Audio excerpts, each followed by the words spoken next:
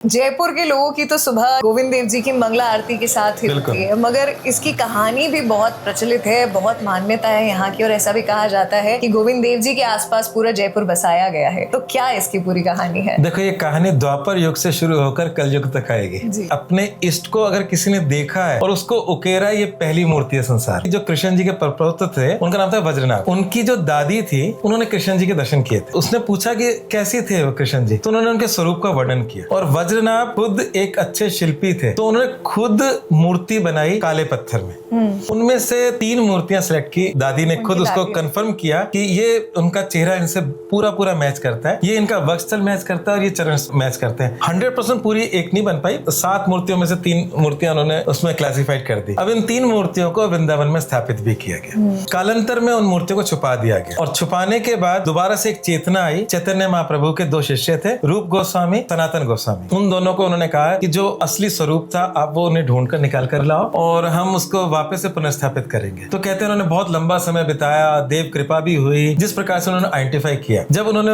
Identify कर लिया, राजस्थान के राजा थे, उन्होंने उसको संरक्षित भी किया। तो जो व्यक्ति एक ही दिन में तीनों दर्शन करता है, तो कहते हैं मोक्ष को प्राप्त होता है। मतलब अपनी सारी संसारी इच्छाएं तो उनको प्राप्त होता है। तो भगवान कृष्ण जी के पूरे दर्शन के लिए तीनों मूर्तियों के दर्शन एक ही दिन में करने होते हैं।